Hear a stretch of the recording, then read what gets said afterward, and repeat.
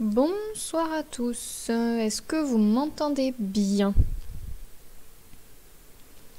J'attends vos réponses avant de commencer, être sûr que tout le monde m'entend bien.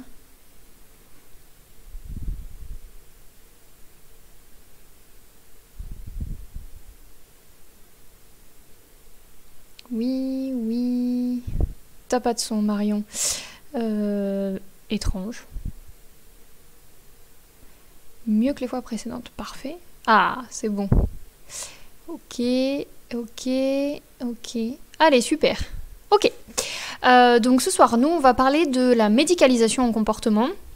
Alors le but, c'est pas de faire de vous, encore une fois, des comportementalistes aguerris, mais au moins de vous donner quelques bases sur les médicaments. Donc je vais vous parler des principaux que vous pouvez retrouver dans vos cliniques sans forcément qu'il y ait une commande particulière. Et je vais vous expliquer un peu comment vous en servir, même si, encore une fois, pour savoir s'en servir, il faut savoir aussi bien étudier le comportement de l'animal. Donc il faut vraiment que ce soit un tout et que vous n'essayez pas juste d'utiliser les traitements pour utiliser les traitements. Si vous voyez que l'animal va pas bien, il vaut mieux référer plutôt que de jouer les apprentis sorciers. Alors, tac. Donc, on est parti.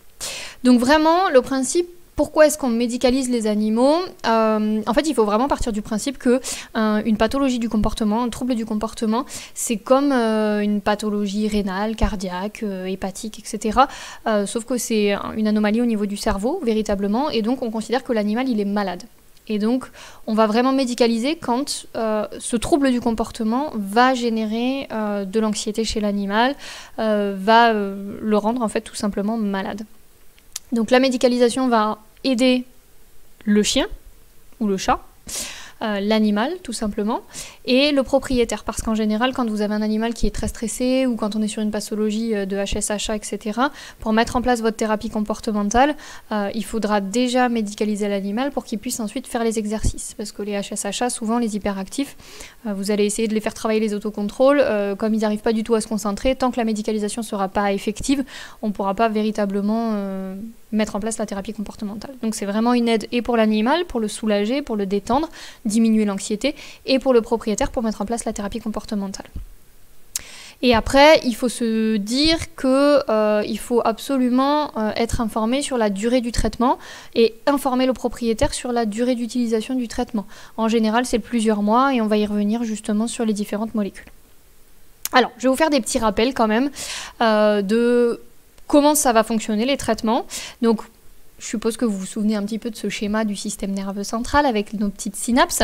Donc effectivement, il faut vous dire que le système nerveux central, c'est vraiment le système de gestion de l'information, ça vous le savez tous, et que le comportement, c'est la résultante motrice du traitement de l'information. Okay, donc là, vous retrouvez sur ce petit schéma rapidement. Hein. Sur ce petit schéma, donc, vous avez votre axone, donc la partie présynaptique, par laquelle arrive le potentiel d'action, donc ça fait rentrer du CA2+, donc du calcium, dans l'élément présynaptique, ça va faire fusionner les vésicules avec la membrane plasmique, et ça va libérer les neurotransmetteurs au niveau de la fente synaptique. Okay, la fente synaptique, c'est hyper important, il faut vraiment que vous le reteniez, puisque c'est là que vont se retrouver les neurotransmetteurs. Donc dans la fente, dans cette fente-là, la concentration des neurotransmetteurs va varier et c'est cette variation qui va agir sur la sensibilité des membranes pré- et post-synaptiques.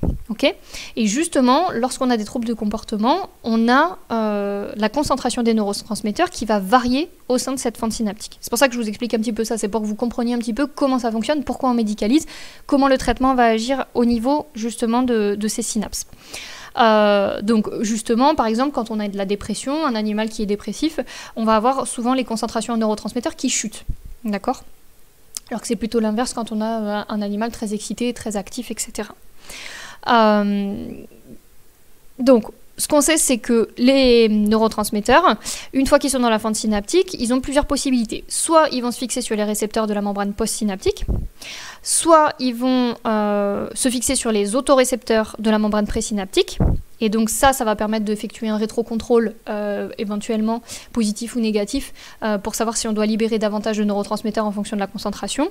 Soit il y a une partie qui va être recaptée par le neurone présynaptique, en fait, qui peut être stocké ou détruit, tout simplement.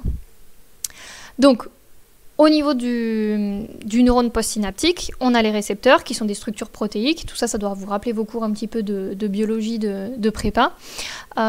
Pour ceux qui n'ont pas fait, vous apprenez, c'est pas grave. Donc c'est des structures protéiques qui sont complexes, qui vont se situer dans la membrane plasmique et qui sont susceptibles de se déplacer et donc de faire varier la concentration, et donc de varier en concentration en fait. Donc du coup, selon la concentration de récepteurs, on va faire varier la sensibilité de la zone. Et les psychotropes, justement, quand ils agissent sur les récepteurs, ils vont faire varier justement la sensibilité de la zone au cours du temps. Et donc c'est comme ça que ça va jouer. Ça va rendre la membrane postsynaptique plus ou moins sensible, plus ou moins réceptive à tel ou tel neurotransmetteur. Et donc on va pouvoir faire varier tout simplement la biochimie au sein du système nerveux. Et donc après on a les neurotransmetteurs, donc qui sont des agents biochimiques, on va y revenir juste après, qui vont se fixer sur les récepteurs et qui vont ouvrir certains canaux ioniques, etc. et donc modifier la perméabilité membranaire, la polarité, etc. Et ça va justement faire varier le comportement derrière.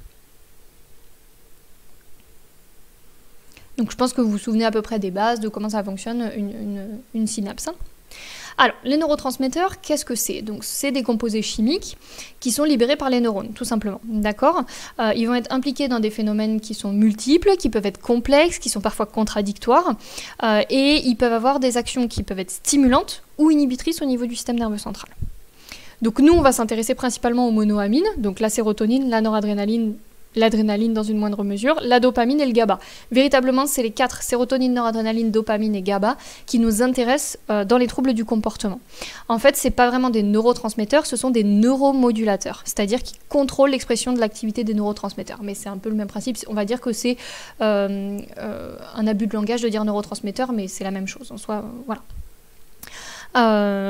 Donc encore une fois, quand leur concentration de ces neurotransmetteurs diminue dans la fente synaptique, on peut obtenir un état tout simplement dépressif. Donc les psychotropes, ce sont des molécules qui, par analogie structurale, ressemblent aux neuromédiateurs en fait, et donc vont pouvoir se fixer à la place des neuromédiateurs sur les récepteurs.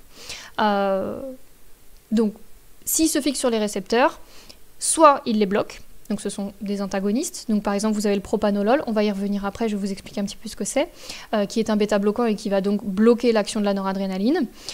Soit ça va activer le récepteur, ce sont des agonistes, donc ça c'est pareil, ça doit vous rappeler des petites bases un peu de biologie.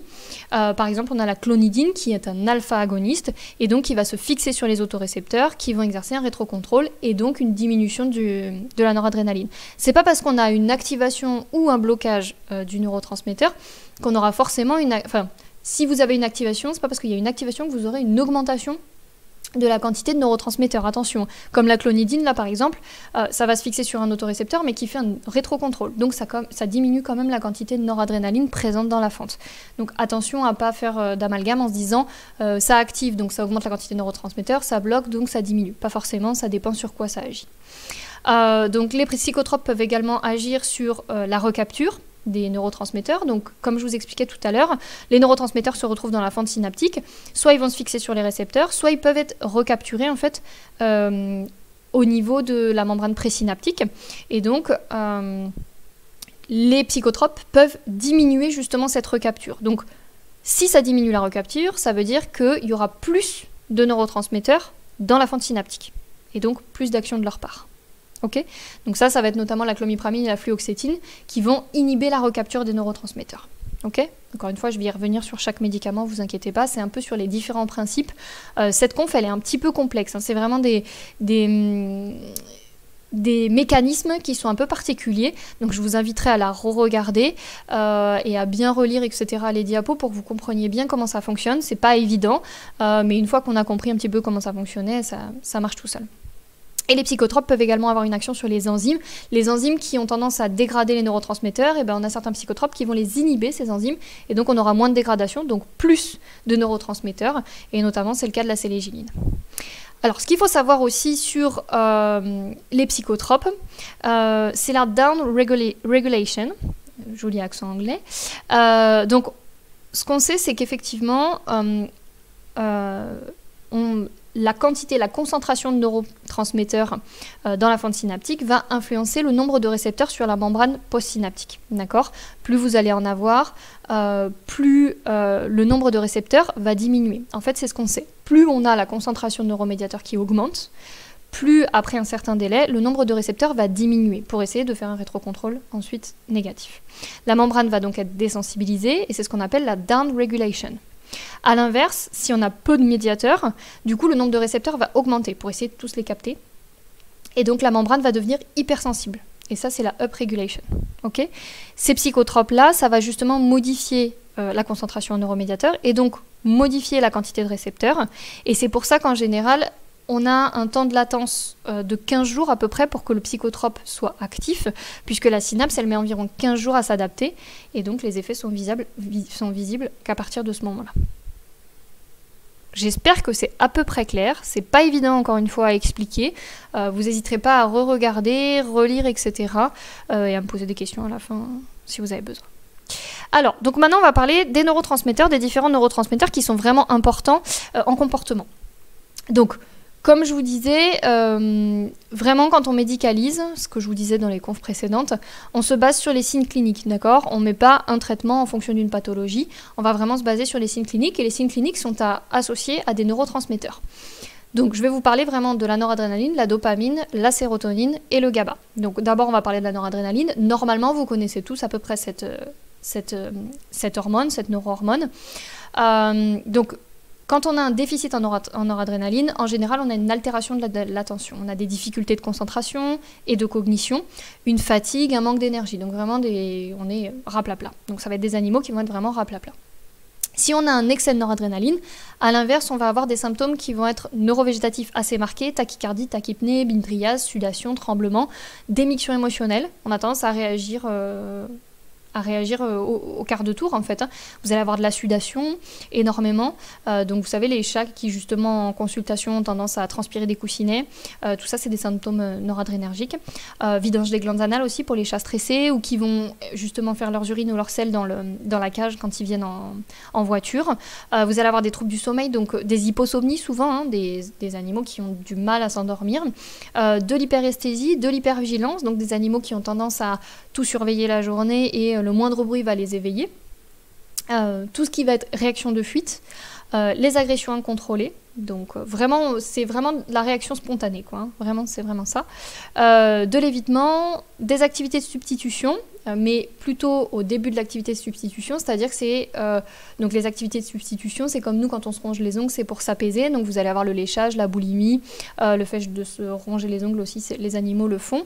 Et donc, quand c'est la noradrénaline qui régit ces activités de substitution, elles sont arrêtables, d'accord ? Le propriétaire peut l'arrêter et c'est vraiment un début d'activité substitutive qui est apaisant. Et l'animal arrive à s'arrêter tout seul aussi.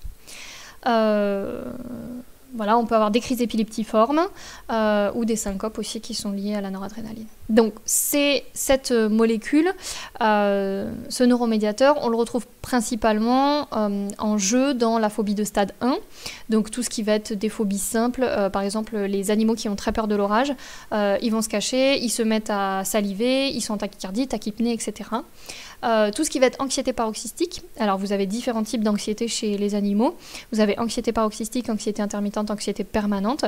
L'anxiété paroxystique, c'est vraiment des crises d'angoisse.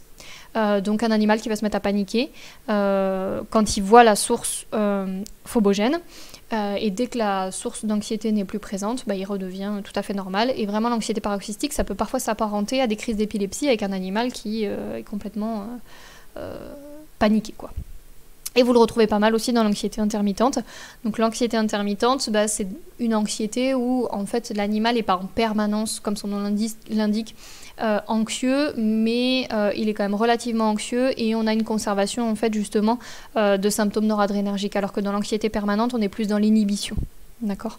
Dans l'anxiété intermittente, vous pouvez retrouver de l'agressivité, etc. Un animal qui interagit toujours avec l'environnement extérieur. Alors, les régulateurs de la noradrénaline, donc vous allez avoir les molécules qui sont stimulantes par inhibition de la recapture, donc c'est ce dont je vous parlais tout à l'heure. Ces molécules-là ne recapturent pas la noradrénaline, donc il y a davantage de noradrénaline dans la fente synaptique, et donc la noradrénaline peut plus agir. Donc ça permet de laisser, en fait, d'augmenter la concentration en empêchant la recapture de la noradrénaline. Donc vous allez avoir tout ce qui est myocérine, myrtazapine. La myrtazapine, ça doit vous parler puisque c'est quelque chose dont on se sert pas mal pour les animaux qui sont anorexiques, justement, puisque ça a un pouvoir orexigène. Et la clomipramine, donc, dont on va parler principalement, puisque c'est un traitement qu'on retrouve énormément chez les vétérinaires et c'est vraiment une molécule spécifique du comportement. Vous avez également les inhibiteurs de la transmission, donc les bêta-bloquants comme le propanolol, donc je vous ai évoqué tout à l'heure, et les alpha-bloquants comme la clonidine. Et donc là, on va rentrer dans le détail un peu plus. Alors, la clomipramine, en premier lieu, donc ce qu'il faut savoir, c'est que c'est un antidépresseur tricyclique qui est antiproductif. Alors tout ça, je ne vous demande pas spécialement de le retenir, mais ce qu'il faut, moi je pense que quand on utilise une molécule, il faut quand même savoir comment elle fonctionne, à quoi ça sert, parce que sinon c'est comme ça qu'on fait des erreurs et qu'on risque de mal médicaliser l'animal et de confondre un petit peu et de se planter de traitement et de perdre du temps justement sur le trouble du comportement. Donc la clomipramine, c'est un inhibiteur de recapture de la sérotonine et de la noradrénaline, d'accord. Donc vous pouvez aussi bien vous en servir quand vous avez des troubles sérotoninergiques que noradrénergiques. En général, on fait un bilan des symptômes et on voit un petit peu vers quoi penche la balance. Donc ça va agir en bloquant les récepteurs alpha-adrénergiques également, muscariniques et histaminergiques. Ça, c'est important de le retenir parce que c'est à l'origine d'effets secondaires. D'accord. Donc ça n'agit pas que sur la recapture de la sérotonine et de la noradrénaline, mais également sur des récepteurs anticholinergiques et du coup on peut avoir des effets secondaires liés à ça. Alors, quand est-ce qu'on utilise la clomipramine ? Bien sûr, quand on a des signes en faveur de la noradrénaline, associés à la noradrénaline. Et ça va être principalement donc, dans l'anxiété intermittente ou permanente. Encore une fois, il faut que vous ayez des signes noradrénergiques et éventuellement sérotoninergiques. Dans les syndromes de privation sensorielle, les autonomopathies ou les dépressions chroniques. Tout ça, c'est des petits plus que je vous donne. Attention, il ne faut pas se dire j'ai une anxiété intermittente, je mets forcément de la clomipramine. Non. Pas du tout. On adapte encore une fois en fonction des signes cliniques. Si vous avez des signes noradrénergiques, vous pouvez penser effectivement à mettre en place la clomipramine. Ok ? Et après, on adapte un petit peu en fonction des besoins, etc. Donc, il faut vraiment lire les fiches à chaque fois et voir ce que vous apporte en fait tel ou tel traitement. Les effets sont visibles en 10-15 jours. En général, très rapidement, vous voyez une amélioration de l'animal, donc ça, c'est plutôt chouette. Au niveau des effets secondaires, il faut faire très attention, on peut avoir une légère sédation au départ, donc bien prévenir les propriétaires, et il faut faire très très attention aux effets anticholinergiques. Donc effectivement, au niveau des récepteurs muscariniques, ce que vous pouvez avoir, c'est une bouche sèche, de la constipation, de la somnolence, vous pouvez avoir une vision qui peut être un peu altérée, et des rétentions urinaires. Alors ça, c'est des choses que moi, j'ai jamais vues en me servant de cette molécule, donc c'est pas non plus ce qu'il y a de plus courant, mais il faut toujours, quand vous mettez en place la clomipramine, prévenir les gens de bien vérifier que les animaux continuent à uriner et déféquer. Ok ? Parce que si jamais il y a un problème à ce niveau-là, il faut absolument revenir sur le traitement, baisser la dose ou carrément arrêter le traitement. Vous pouvez avoir aussi une prise de poids et une somnolence, donc ça c'est avec les récepteurs histaminergiques, et les récepteurs alpha-adrénergiques peuvent, le fait qu'il y ait une fixation là-dessus, un blocage de ces récepteurs, vous pouvez avoir des vertiges et de l'hypotension. Cette molécule-là ne doit surtout pas être associée à des psychotropes à visée sérotoninergique ou noradrénergique, ni à la sélégiline. D'accord ? Ça, c'est vraiment important. En général, on ne l'associe à rien, sauf à tout ce qui peut être nutraceutique et phéromones. Ok ? Les contre-indications, bon, je vous laisse les lire rapidement. Donc, tout ce qui est glaucome, trouble de la conduction auriculo-ventriculaire, puisque ça peut entraîner des hypotensions, etc. Les SUF, évidemment, tout ce qui est problème urinaire, les prostatites. Donc, la posologie. Chez le chien, c'est 2 à 4 mg kg en 2 prises. Chez le chat, c'est 0,25 à 1 mg kg en 1 prise. Tout ça, vous pourrez le relire, il n'y a pas de souci. Et comme ça, vous pouvez vous faire des petites fiches à partir de ça, il n'y a pas de souci. Ce qu'il faut se dire, c'est que quand on traite avec la clomipramine, on part sur au moins 3 mois de traitement et il faut absolument un sevrage avec cette molécule-là. Alors maintenant, on va parler un peu de la myocérine et de la myrtazapine, donc que vous devez connaître un petit peu au moins 2 noms. Donc je vous ai mis le Norset par exemple, qui est la mirtazapine et qu'on retrouve facilement chez les vétos. Donc ça, ce sont des molécules qui toutes les deux sont antidéficitaires. Ce sont des antidépresseurs tétracycliques qui sont anxiolytiques et orexigènes. D'accord ? Donc elles vont bloquer les récepteurs présynaptiques alpha-2 et agir sur la sérotonine et la noradrénaline.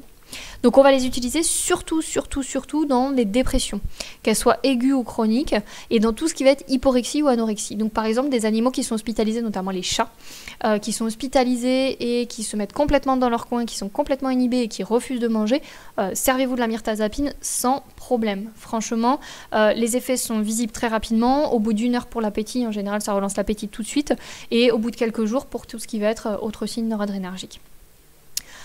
Malheureusement, il y a des effets secondaires, mais bon, comme beaucoup de traitements, vous pouvez avoir de l'agitation, de la boulimie et des vocalises. Dans ces cas-là, vous pouvez diminuer la dose ou arrêter le traitement. Ça, ce sont des médicaments qui peuvent être utilisés ponctuellement justement sur des animaux qui vont être hospitalisés ou qui sont très en retrait parce qu'ils viennent de déménager, etc. Ou vous pouvez l'utiliser sur un peu plus de long terme, entre guillemets, sachant que vous pouvez tout à fait aussi espacer les prises. Par exemple, la mirtazapine, on peut donner tant de comprimés tous les 3 jours. Donc après, on adapte la posologie en fonction de l'animal, mais c'est quelque chose qui peut se donner aussi bien sur le court terme que sur le long terme pour vraiment aider les animaux à se relancer un petit peu. Les associations déconseillées avec la sélégiline, encore une fois. Les contre-indications, c'est tout ce qui va être hyperactivité, puisqu'il y a un risque de désinhibition et des agressions, notamment hiérarchiques. Donc la posologie, donc chez le chien 2 à 5 mg kg jour en 2 prises, chez le chat 1 à 2 mg kg jour en une seule prise. Donc le traitement, il peut aller de 1 semaine à plusieurs mois, mais il faudra absolument un sevrage. Donc enfin, sur la noradrénaline, la clonidine et le propanolol, donc ce sont des antiproductifs qui sont utilisés chez le chien uniquement, puisque chez le chat notamment c'est émétisant ces molécules-là. Donc ce sont des anxiolytiques et des antihypertenseurs. Donc on va avoir la clonidine qui est alpha-2 agoniste, donc qui va agir sur la noradrénaline, et le propanolol qui est bêta-bloquant qui agit également sur la noradrénaline. On les utilise principalement en ponctuel. Alors moi j'ai des collègues comportementalistes qui l'utilisent aussi sur du long terme, mais c'est vrai que c'est pas mal utilisé ponctuellement lors de phobies justement, par exemple avant d'aller chez le vétérinaire, ou si vous avez regardé la météo et vous savez qu'il y a un orage ce soir et que votre chien est terrorisé par l'orage, et bien 1 à 2 heures avant le stress, vous pouvez lui donner de la clonidine ou du propanolol pour justement gérer la crise passagère. Donc ça peut permettre de gérer l'anxiété légère et tout ce qui va être symptômes noradrénergiques évidemment, donc hypervigilance, tachycardie, tachypnée, léchage débutant. Donc souvent c'est vraiment lié à des phobies en fait qui sont présentes à un instant T. Donc les effets sont visibles dans les 2 heures à peu près, notamment ça va jouer énormément sur tremblement, tachycardie, tachypnée. Les effets secondaires, ça va être une très légère sédation qui est possible au départ, notamment quand vous faites un traitement sur du long terme, mais après ça disparaît. Et après, il ne faut surtout pas l'associer à tout ce qui va être les psychotropes qui sont noradrénergiques. Donc les contre-indications, c'est la dépression, puisque ça diminue en fait la noradrénaline. Donc ça risque d'augmenter cette dépression, le diabète sucré et chez le chat. Et donc la posologie, elle peut être, c'est de 1 comprimé par 10 kg par jour en 2 prises, pour la clonidine et pour le propanolol, 5 à 10 mg kg jour, 20 kg jour, oui, en 2 prises. Donc surtout, vous pouvez effectivement l'utiliser soit ponctuellement, soit pendant plusieurs semaines, à nouveau avec un sevrage, ça c'est indispensable pour que le système nerveux ait le temps de se réhabituer à être sans cette molécule-là. La dopamine, donc c'est un neurotransmetteur qui est également une neurohormone, qui va inhiber la prolactine et qui appartient aux catécholamines, d'accord. Donc, elle agit elle a un rôle sur tout ce qui va être déroulement des mouvements complexes, hiérarchisation et élaboration des réponses, c'est promoteur de l'action, c'est vraiment un neurotransmetteur qui est promoteur de l'action, qui va faciliter l'action, de l'émotion, de la pensée et du désir. Donc tout ce qui va être notion de plaisir aussi. Donc les animaux dépressifs, en général, ils ont très peu de dopamine. Et donc ça va vraiment intervenir aussi dans tout ce qui est processus d'anticipation, d'apprentissage et de mémorisation. Donc par exemple sur les syndromes de privation qui sont assez marqués, les chiens qui ont tendance à tout anticiper, donc c'est-à-dire qu'ils ont très peur de la rue, à partir du moment où vous mettez votre manteau, ils commencent déjà à saliver, etc. parce qu'il a peur de sortir. Ou dès que vous commencez à sortir la laisse, déjà il commence à saliver, etc. Il anticipe énormément parce qu'il a très peur de l'extérieur. Donc quand la transmission de la dopamine est diminuée, vous avez une diminution de la motricité. Et quand la transmission est augmentée, vous avez une hypermotricité et des stéréotypies en général. Alors, les régulateurs de la dopamine, vous avez l'acétylcholine dont on va parler, et vous avez les neuroleptiques, donc acépromazine et azapérone. L'azapérone, je ne vais pas vous en parler parce que c'est une molécule dont je ne me sers pas du tout. Je vous parle vraiment des molécules que vous pouvez vraiment retrouver facilement et dont vous pouvez potentiellement vous servir. Okay, moi, je me sers, là, dans ce que vous avez vu au-dessus, je me sers principalement de la clomipramine pour la noradrénaline, et éventuellement clonidine et propanolol ponctuellement. Mais c'est surtout la clomipramine dont je me sers. Alors l'acétylcholine, donc c'est un psychotrope qui est antidéficitaire, qui est inhibiteur de la monoamine oxydase, qui stimule les capacités cognitives et qui est utilisé chez l'homme comme anti-parkinsonien. Donc ça permet de réguler les transmissions dopaminergiques et noradrénergiques et secondairement sérotoninergiques. D'accord ? Donc ça, il faut vraiment que vous le reteniez à chaque fois sur les molécules, sur les psychotropes, qui agit sur quoi ? Pour que vous puissiez savoir comment l'utiliser. Donc on va l'utiliser surtout sur les phénomènes d'anticipation. Donc effectivement, c'est ce que je vous disais tout à l'heure, dans les syndromes de privation, ou les animaux qui ont peur de quelque chose et qui anticipent énormément, ceux qui ont des phobies sociales par exemple, qui ont peur des gens, qui vont anticiper énormément, dès qu'ils vont entendre la voix de quelqu'un ou quoi que ce soit. On va pouvoir l'utiliser sur les stéréotypies pour pouvoir les arrêter. Les stéréotypies, vous savez, c'est les animaux qui vont effectuer un acte qui a aucun intérêt en fait pour l'animal à part de s'apaiser à ce moment-là, mais qui a aucun lien véritablement avec l'environnement. Enfin, par exemple, ils se mettent à tourner autour de leur queue, etc. Ça n'a aucun but. Il n'y a pas de but en fait à cet acte, mais ils l'effectuent quand même et ils ont du mal à s'arrêter. Ça permet d'augmenter l'activité exploratoire tout en maintenant un bon contrôle moteur et ça permet de stimuler les processus cognitifs. Donc on va beaucoup s'en servir aussi sur les troubles du vieillissement. Donc par exemple les chiens et les chats qui ont tendance à confondre le jour et la nuit, qui se mettent à uriner en dehors, n'importe où parce qu'ils perdent les apprentissages en fait. Les chiens par exemple qui au lieu de sortir par le bon côté de la porte, donc vers la poignée, ils essayent de sortir par le côté où il y a les gonds. Donc voilà, ce genre de choses où ils commencent à être un petit peu perdus et du coup l'acétylcholine agit très bien là-dessus. Les effets sont visibles au bout de 15 jours, 3 semaines en général. Et les effets secondaires, franchement, il n'y en a pas. Je vous ai mis vraiment légère sédation au départ parce que... Mais en fait, je pense que je me suis juste plantée... Non, oubliez ce qu'il y a écrit sur ma diapo. J'ai juste pas fait attention à modifier ma diapo. Désolée, une grosse bêtise. Non, il n'y a pas d'effet secondaire sur la sélégiline, ni légère sédation, ni quoi que ce soit. Il n'y a absolument pas d'effet secondaire. C'est vraiment très, très safe d'emploi, donc c'est vachement bien. Souvent, on s'en sert beaucoup donc, sur les chiens âgés ou les chats âgés. Et beaucoup sur les jeunes animaux aussi. Chiots, chatons, qui vont être avec une hyperactivité motrice, justement. Puisque ça permet vraiment de canaliser aussi, d'avoir un bon contrôle moteur. Ça, c'est pas mal utilisé parce qu'il n'y a pas d'effet secondaire et c'est plutôt bien toléré. Le seul gros souci qu'on a avec le sel géant, c'est que c'est pas bon. Donc quand vous avez besoin de le couper en deux ou quoi que ce soit, les animaux détestent ça, c'est très amer. Donc avec les chats, c'est très compliqué de leur donner. Avec les chiens, vous avez intérêt à bien ruser aussi, mettre dans du fromage, etc. Donc les associations déconseillées, toujours pareil, les psychotropes qui vont agir sur la dopamine, la noradrénaline ou la sérotonine.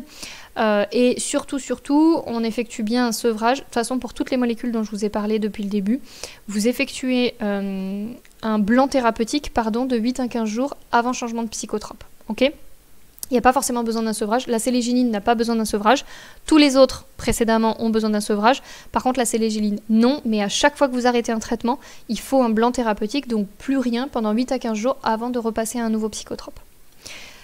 La seule contre-indication qu'on a, c'est que comme il y a des effets qui sont antiprolactines, qui sont possibles, on évite sur les femelles gestantes ou allaitantes. Donc la posologie, c'est pareil, on part sur au moins 3 mois de traitement, pas de sevrage nécessaire. Chez le chien, c'est 0,5 mg kg jour en une prise. Chez le chat, c'est 1 mg kg jour en une prise.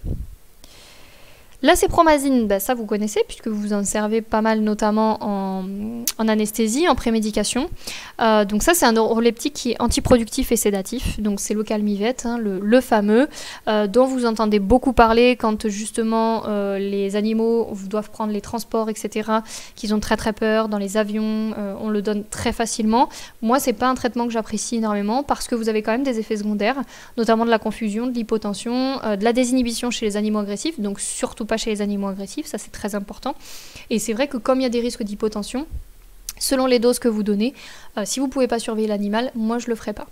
Après, ça peut être utilisé ponctuellement, effectivement, quand on peut surveiller l'animal, pourquoi pas. Donc ça va bloquer les récepteurs dopaminergiques, donc ça va diminuer la transmission de la dopamine, et ça va agir aussi sur les récepteurs noradrénergiques, sérotoninergiques, histaminergiques et cholinergiques.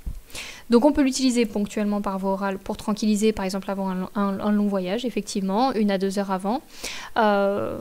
C'est vraiment de l'utilisation ponctuelle, hein. Pas sur du long terme, parce que sinon vous avez beaucoup trop de risques. Donc les associations déconseillées avec tous les antihypertenseurs, donc l'onidine, propanolol dont on a parlé tout à l'heure, et les contre-indications, effectivement l'agressivité, puisque vous avez vraiment un risque de désinhibition, la dépression et le syndrome confusionnel, puisque là vous déprimez complètement l'animal en fait, hein. Vous avez encore plus de confusion, et l'animal qui était déjà dépressif, si vous lui mettez du calmivette, alors là il s'en sort plus quoi. Donc la posologie chez le chien comme chez le chat, elle est la même, c'est de 1,25 à 2,5 mg par kilo par prise. Bien en comprimé, hein, je parle. La sérotonine, donc à nouveau une monoamine, qui est impliquée dans les situations conflictuelles, notamment associées à la peur, et qui va agir sur pas mal de choses, notamment tout ce qui est thermorégulation, sudation et digestion, et qui va favoriser les autocontrôles, donc ça c'est très important. Les autocontrôles, donc le fait que l'animal arrive à se réguler, notamment qui contrôle sa morsure, sa motricité, etc.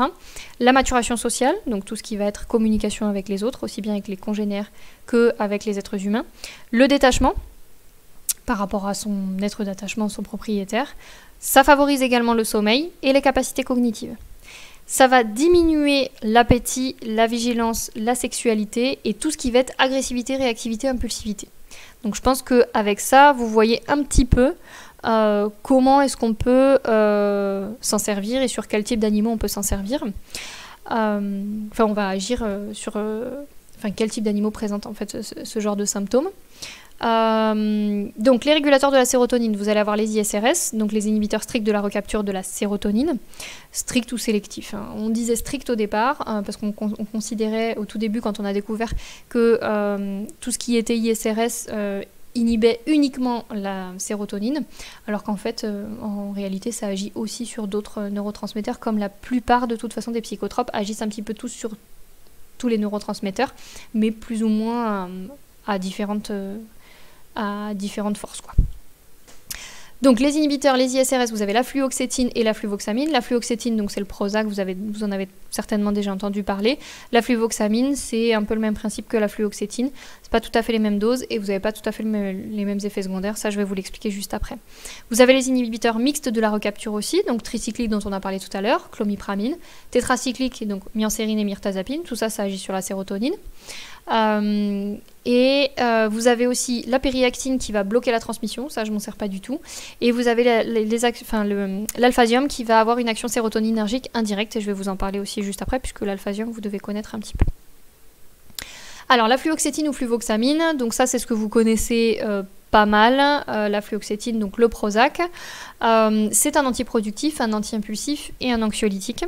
Donc il y a vraiment une inhibition quand même plutôt sélective de recapture de la sérotonine, et on s'en sert principalement sur les déficits d'autocontrôle et les HSH, surtout les hypersensibles, hyperactifs, sur tout ce qui va être trouble du sommeil également, sur de la boulimie, donc des animaux qui n'ont pas de satiété, les destructions qui ont tendance à être très productives, donc des animaux qui détruisent tout, et puis du marquage urinaire qui va être impulsif. Donc les effets sont visibles en général une semaine.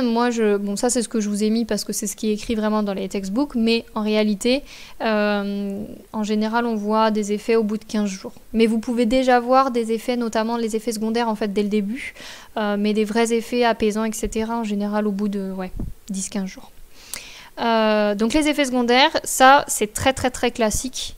Vous pouvez avoir une légère sédation et une baisse d'appétit qui vont être transitoires dans les 15 premiers jours. Quand vous tapez sur des doses un petit peu élevées, par exemple à 3 ou 4 mg kg dès le départ, vous risquez d'avoir une légère sédation, une baisse d'appétit. Il faut bien prévenir les propriétaires que c'est transitoire et que ça va passer.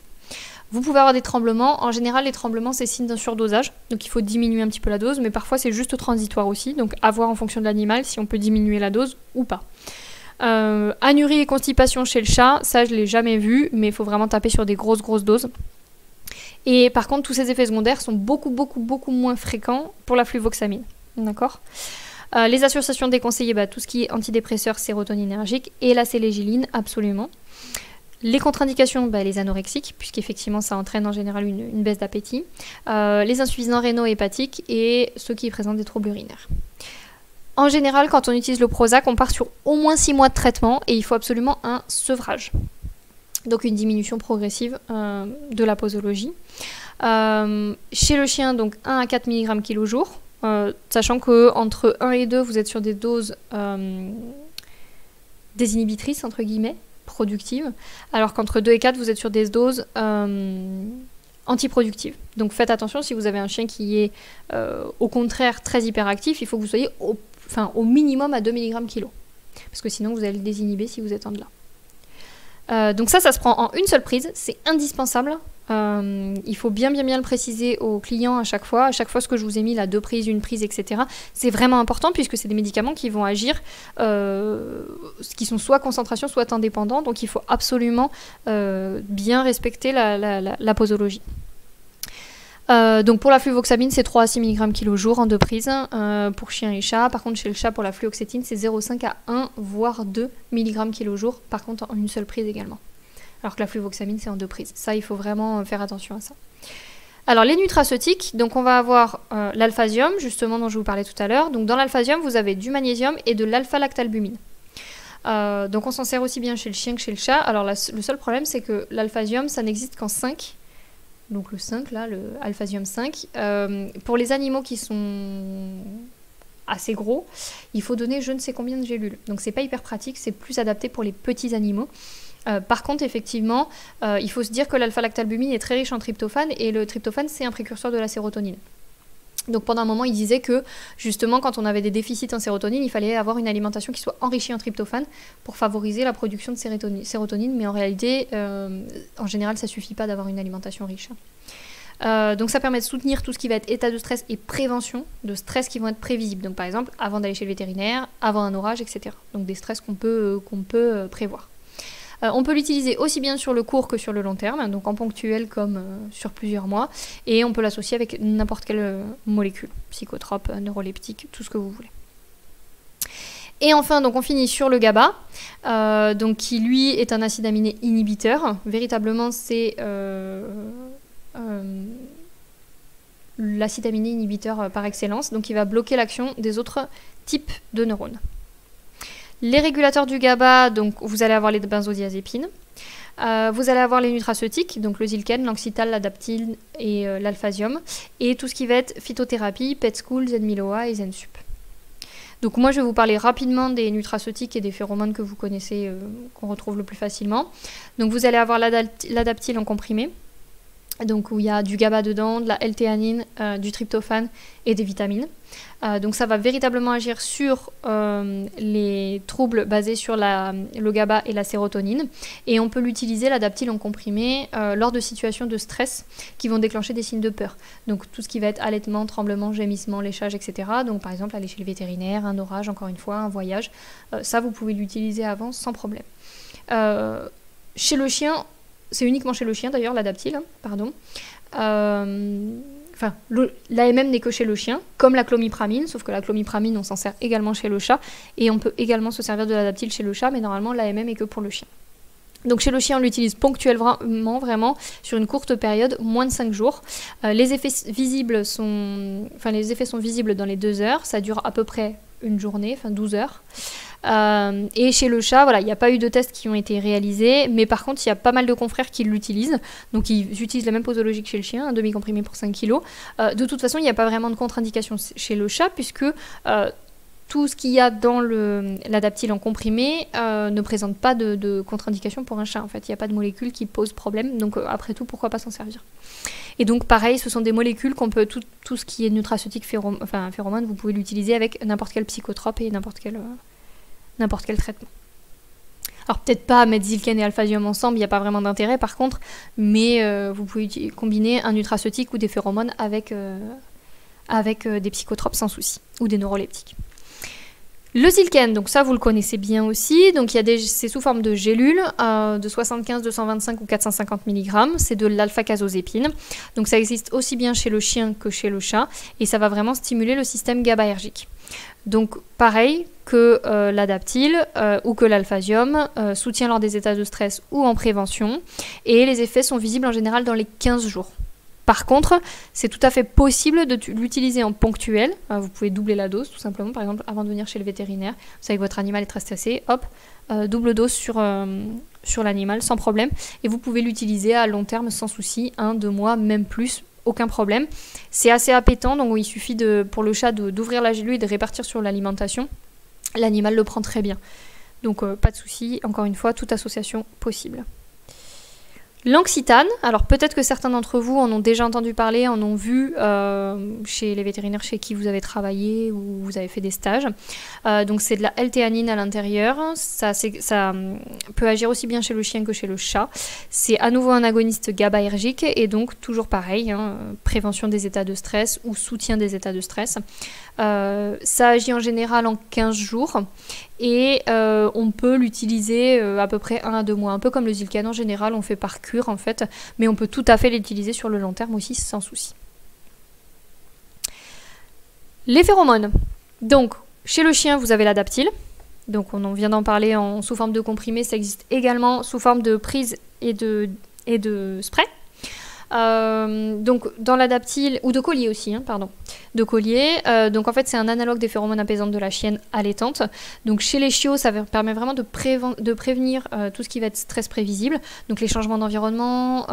Vous avez pas mal d'éleveurs qui l'utilisent justement dès que l'animal part, ou qui conseillent les futurs acheteurs de mettre tout de suite un collier adaptyle en récupérant le chiot à la maison. Ça lui permet de mieux subir entre guillemets le changement, quoi. De mieux supporter le changement. Chez les adultes et les chiots, ça permet d'aider au contrôle des manifestations de peur et de détresse, donc tout ce qui va être destruction, vocalisme, malpropreté, léchage excessif, etc. Et l'effet apparaît dans les 15 jours en général. Pareil, on peut l'associer avec tout ce que vous voulez. Le Feliway ou le Zénifel, le Feliway vous connaissez tous, le Zénifel peut-être un peu moins, mais c'est le même principe, donc ce sont des analogues de la fraction F3 des phéromones faciales. Donc ça permet de prévenir ou de traiter notamment tout ce qui va être biotopathie. Donc les biotopathies, c'est les troubles liés à l'environnement, donc déménagement, changement de canapé, etc. Tout ce qui peut perturber au niveau environnemental l'animal. Les anxiétés intermittentes avec absence de marquage facial, donc pour favoriser le marquage facial, notamment dans les troubles de la cohabitation. Ça permet aussi d'éviter ou de diminuer les marquages urinaires, donc on le préconise aussi pas mal quand on a un animal qui ne peut pas être castré tout de suite pour X ou Y raison. Par exemple là on a le confinement, par exemple si vous avez reçu des gens avant de fermer complètement et que les castrations sont plus autorisées, ou que vous recevez encore des gens que les castrations ne sont pas autorisées, vous pouvez mettre en place du Feliway pour éviter que de la malpropreté arrive, ou là typiquement dans cette période de confinement, tout simplement c'est tellement une source de stress pour les animaux, parce que ça modifie énormément leur environnement, que vous pouvez très bien utiliser du Feliway sans problème, quoi. Donc les effets sont visibles dès le premier jour. Alors encore une fois c'est toujours pareil, tout ce qui est nutraceutique, phéromone, c'est très personne dépendante. C'est comme nous, on a les plantes qui vont agir plus ou moins bien sur les gens, donc ça va être très très individu dépendant. Et donc pareil, on peut l'associer avec tout psychotrope sans souci. Pour le diffuseur, vous le mettez dans la pièce principale et vous le laissez diffuser pendant 30 jours. Pour le spray, idéalement, il faut vaporiser en fait au niveau des zones de marquage urinaire ou sur les angles saillants, là où le chat pourrait se frotter et faire ses petits marquages faciaux. Donc en conclusion, quand on veut médicaliser, il faut surtout choisir le médicament en fonction des signes cliniques présents chez l'animal. Il faut toujours associer une thérapie médicamenteuse avec une thérapie comportementale, ça c'est indispensable. Et on n'associe pas un traitement à une affection spécifique. Même si, c'est ce que je vous disais tout à l'heure, la sérotonine, on l'a vu, hein, c'est vraiment un marqueur de l'impulsivité, l'agressivité, la réactivité, etc. Donc on retrouve principalement chez le HSHA. Il ne faut pas vous dire que HSHA, fluoxétine, marquage urinaire, clomipramine, voilà, non, c'est pas ça. On fait vraiment en fonction des signes cliniques. En général, en fait, quand vous faites votre consultation de comportement, vous notez tous vos symptômes. À la fin, vous faites votre bilan des symptômes. Entre guillemets, entre parenthèses, vous notez, bon, bah, ça c'est la noradrénaline, ça c'est la dopamine, ça c'est la sérotonine, ça c'est le GABA, etc. Et en fonction de la balance, en faveur de tel ou tel neurotransmetteur, vous mettez tel médicament. En fonction aussi de comment les gens vont pouvoir le donner. Est-ce que ça va être facile de donner 2 fois par jour ou est-ce qu'il vaut mieux pas donner un traitement qu'il faut donner qu'une fois par jour, en fonction de plein de petites choses, et s'il faut une rapidité d'action vraiment très très rapidement ou pas, etc. Donc il faut vraiment se dire qu'un psychotrope va agir sur plusieurs neurotransmetteurs. Vous n'allez pas avoir, ça ne va pas cibler qu'un seul neurotransmetteur, même s'ils vont cibler certains en particulier. Il faut vraiment adapter la dose à chaque animal. Moi, j'ai plutôt tendance à commencer sur des doses faibles, sans être en dose désinhibitrice, attention, et à augmenter progressivement au besoin. Bien réfléchir s'il faut un sevrage ou pas. Principalement, pour tous les traitements psychotropes, il faut un sevrage, sauf pour la célégéline. Donc ça, il faut bien prévenir les gens. Et surtout, à chaque fois que vous médicalisez, ce qu'il faut dire aux gens, c'est prévenir sur le délai d'action. Les potentiels effets secondaires, ça c'est indispensable qu'ils soient prévenus parce que sinon vous n'aurez pas une bonne alliance. Si les gens se rendent compte que vous avez une perte d'appétit, une sédation et que vous leur avez pas dit, ils vont s'inquiéter et du coup ils vont arrêter le traitement et donc vous allez perdre toute votre thérapie. Donc il faut bien penser à les prévenir là-dessus et bien prévenir que la thérapie risque d'être longue, qu'il faut au moins 3 mois, voire 6 mois, mais il faut les prévenir un petit peu que voilà, une thérapie comportementale et une thérapie médicamenteuse, ça prend pas mal de temps, donc il faut qu'ils soient au courant de ça. Voilà, et bien j'espère que c'était à peu près clair pour vous. C'est pas évident, la médicalisation. Encore une fois, moi je fais une formation spécifique là-dessus pour apprendre tout ça. J'ai travaillé beaucoup en comportement, etc. Mais c'est pas juste en lisant des bouquins que vous pourrez savoir comment médicaliser. Donc là, ça vous donne des petites pistes, au moins si vous avez un HSHA, vous êtes sûr que c'est ça. Si vous avez des petites choses comme ça qui sont assez faciles à diagnostiquer, au moins vous pouvez directement commencer à médicaliser sans problème. Et après, si vous êtes dépassé, et bien surtout vous référez, ça c'est pas un souci. Mais au moins ça vous apprend un peu à ce que vous pouvez mettre en place au départ et comment vous en servir, ça c'est vraiment important. Donc maintenant je vous laisse poser les questions. Et oui, c'est rapide, mais en même temps je vais pas... Après, vous pouvez relire quand vous voulez, voilà, la conf, etc. C'est beaucoup d'informations et du coup je voulais pas forcément y passer trop de temps sur chaque truc non plus parce que c'est énormément d'informations là sur cette conférence, donc je pense qu'il faut que vous la revoyiez un peu à tête reposée et vous allez voir, voilà, ça va rentrer au fur et à mesure. Alors le sevrage se fait sur combien de temps, comment on doit baisser la dose, ça dépend. Ça dépend des médicaments. Il faut surtout pas que tu passes, donc par exemple sur un HSHA ou ce genre de choses, faut pas que tu passes en dose désinhibitrice.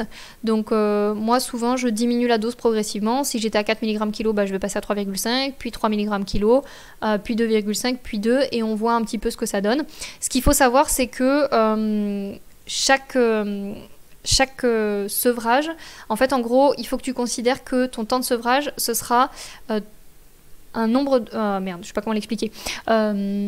Si tu as eu 3 mois de traitement, tu auras 3 semaines de sevrage. Voilà, c'est autant de semaines que de mois de traitement. Voilà, tout simplement.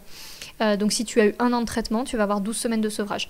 Donc 1 an de traitement à 3 mg kg, tu vas déjà descendre pendant 3 semaines à 2,5 mg kg, et puis pendant 3 semaines à 2 mg kg, et après tu peux essayer de faire 1 jour sur 2 par exemple. Voilà. Et tu vois comment l'animal réagit. Si tu vois que pendant le sevrage, tu as tendance à avoir des rechutes, ça veut dire que l'animal n'est pas prêt à sevrer.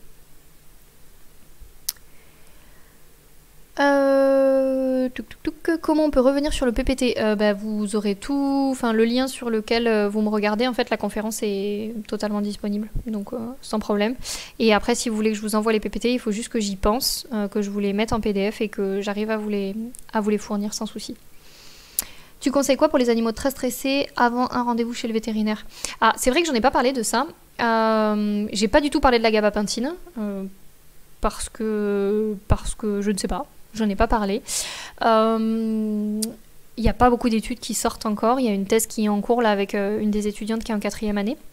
Donc la gabapentine, moi je m'en sers beaucoup sur les animaux qui sont très stressés avant un rendez-vous chez le vétérinaire. Je l'utilise chez le chat notamment à 10 mg kg. À 20 mg kg, pardon. 20 mg kg, donc en général une gélule de 100 mg pour un chat de 5 kg quoi. Si votre chat il fait 3,5 kg, vous lui donnez une gélule de 100 mg. Par contre il faut la donner 1h30 avant de venir chez le vétérinaire, ça c'est indispensable. En général les animaux arrivent, ils sont beaucoup plus détendus, un peu posés, un peu stone, mais en général ça marche plutôt bien. Après tu peux tenter les Zilken sans problème, double dose avant de venir chez le vétérinaire. Tout dépend en fait du stress de l'animal. Je sais qu'il y en a beaucoup qui utilisent le Stress-Nil aussi, chez les animaux qui sont très stressés, mais il n'y a pas d'AMM, etc. Mais ça peut s'utiliser. Sinon, pourquoi pas clonidine, hein, pourquoi pas si tu as un animal qui est vraiment paniqué avant de venir chez le véto. Moi, j'utilise prioritairement Zilken ou gabapentine.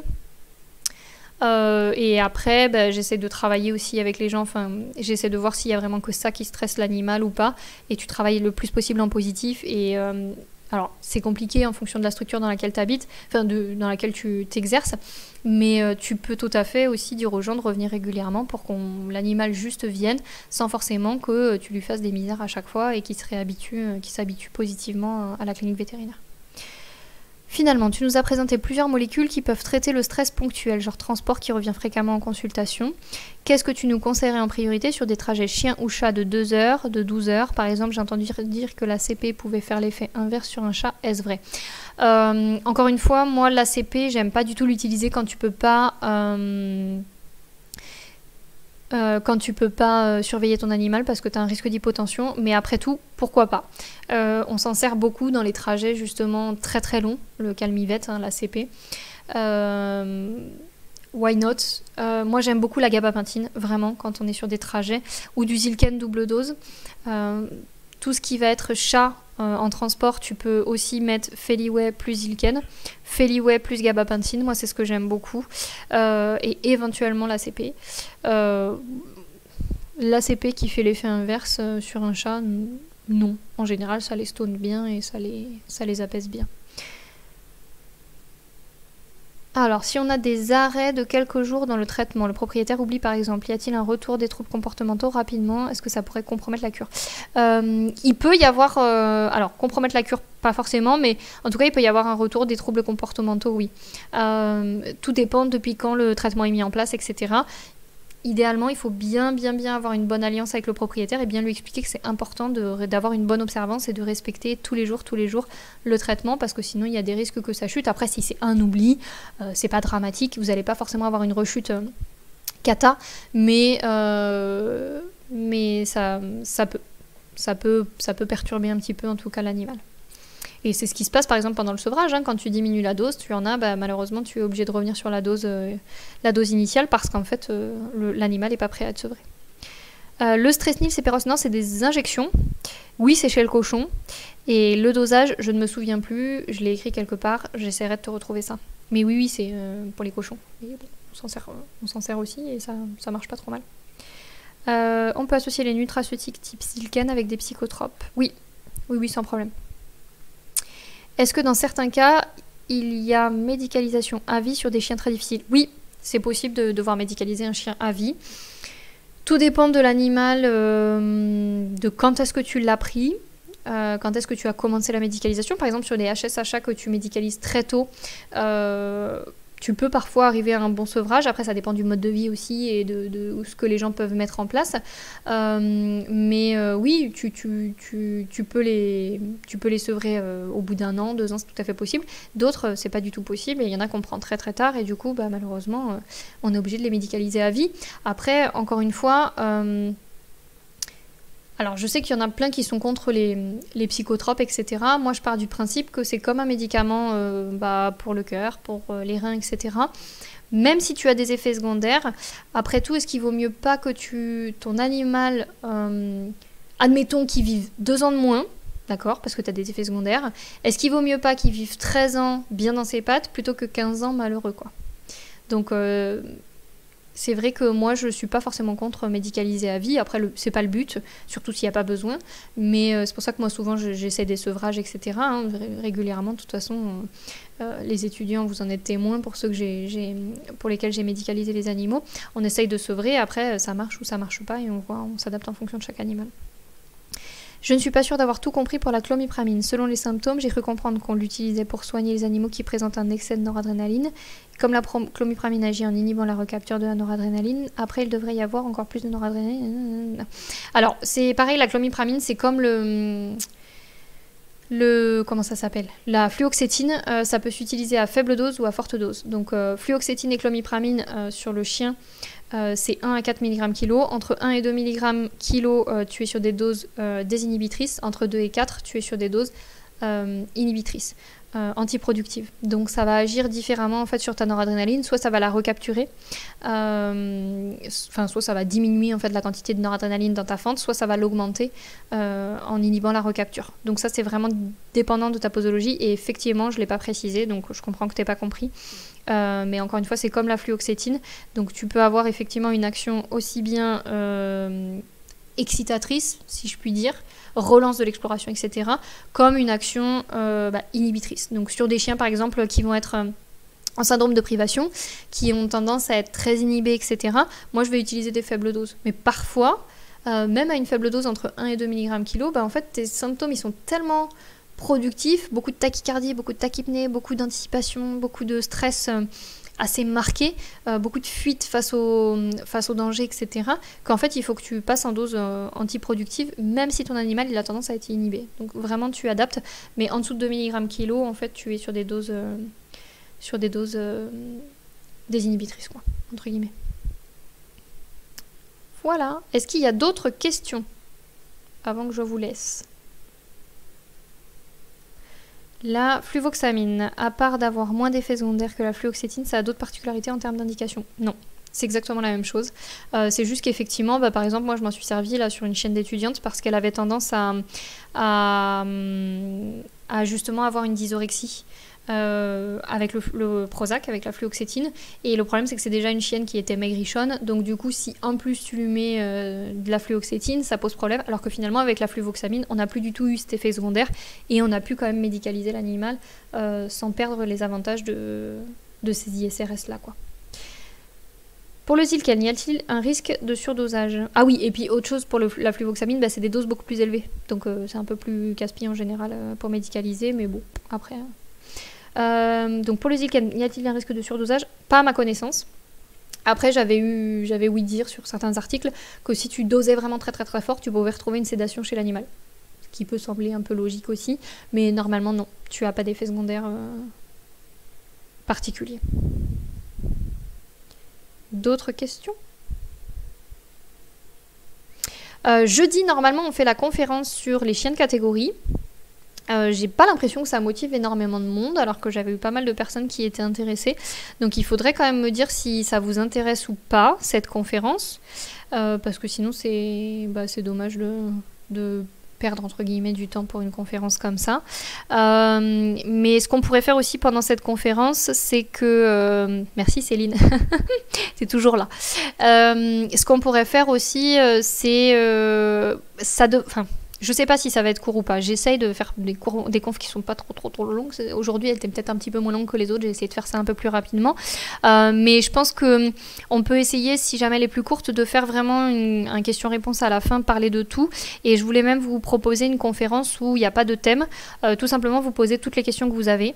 Alors, me posez pas des questions de cas cliniques. Enfin, me dites pas, bon, j'ai tel chien, il fait ça, comment je gère?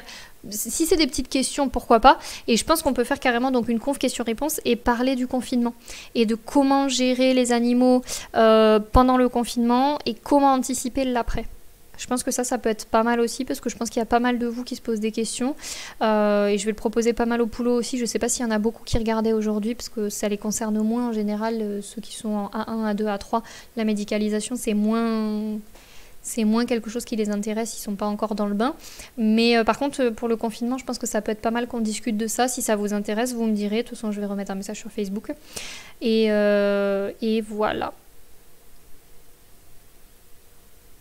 Ah, il y a des poulots, c'est bien. Alors, ah merde, j'ai vu qu'il y avait une question.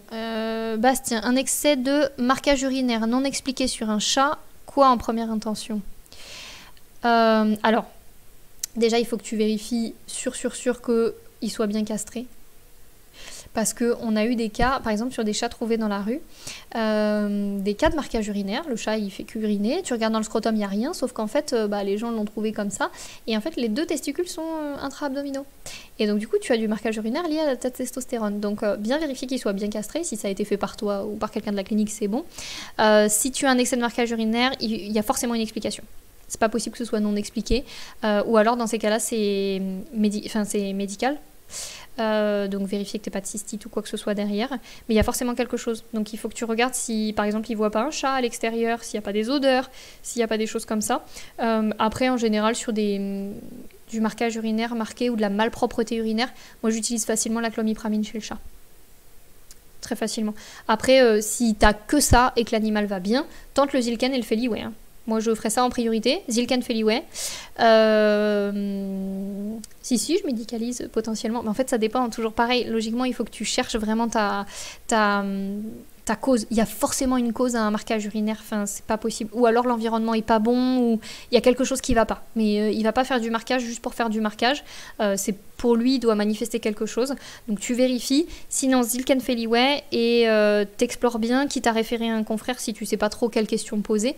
Mais explore, regarde s'il n'y a pas un chat qui passe devant la fenêtre, par exemple, régulièrement, un nouveau chat qui est arrivé, la propriétaire qui est enceinte, je sais pas, un changement dans l'environnement, ça se trouve, ils ont déplacé un meuble et du coup, il se met à faire du marquage partout.